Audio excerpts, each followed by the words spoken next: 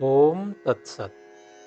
हम लोग श्री विद्यारण्य स्वामी एवं श्री भारती तीर्थ मुनि विरचित पंचदशी इस ग्रंथ का एक विशेष अभ्यास कर रहे हैं। अन्नम प्राणो मनो बुद्धि आनंदश्चेति पंचते कोशास्तैरावृतः स्वात्मा विस्मृत्या संस्कृतिं व्रजेत। इस श्लोक की अवतरणिका अन्नादि पांच कोशों के बारे में कहते हैं। पदच्छेद और शब्दार्थ।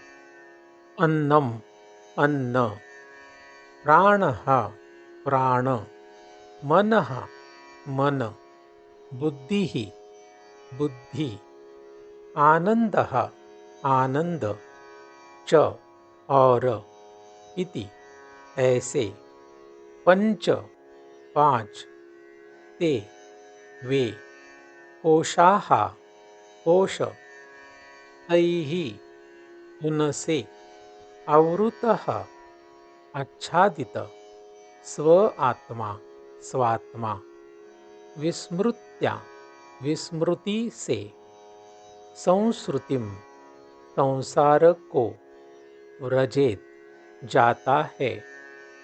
अन्वय। अन्नम प्राणः मनः बुद्धिः आनंदः च इति ते पंचकोशाः तैः आवृतः स्वात्मा विस्मृत्या संस्कृतिं व्रजेत। अन्वयार्थ। अन्न, प्राण, मन, बुद्धि और आनंद ऐसे वे पांच कोश, उनसे आच्छादित स्वात्मा विस्मृति से संसार को जाता है।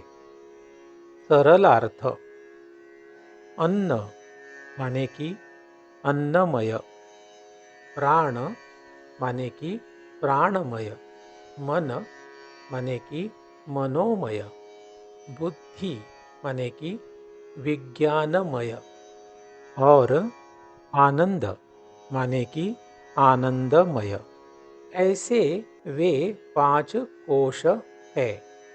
उनसे आच्छादित हुआ स्वात्मा खुद की विस्मृति से जन्म मरण रूप संसार को प्राप्त हो जाता है। स्वात्मा स्व अधिक आत्मा, खुद का आत्मा माने कि खुद का स्वरूप। संसार इस शब्द की व्याख्या हम लोग चरपट पंजरिका स्तोत्र माने कि भज गोविंदम यहाँ से ले सकते हैं। भगवान श्री शंकराचार्य जी ने लिखा हुआ यह स्तोत्र है। संसार माने कि पुनरपि जननम पुनरपि मरणम पुनरपि जननी जठरे शयनम। पुनः जन्म पुनः मरण पुनः जननी जठरे शयनम, यही संसार कहा गया है। तो इस श्लोक में हम लोगों ने समझने की कोशिश की कि अन्नमय, प्राणमय, मनोमय, विज्ञानमय और आनंदमय ऐसे पांच कोशों से आच्छादित हुआ स्वात्मा खुद की विस्मृति से ही जन्म मरण रूप संसार को प्राप्त हो जाता है। आज के लिए बस इतना ही। ओम तत्सत।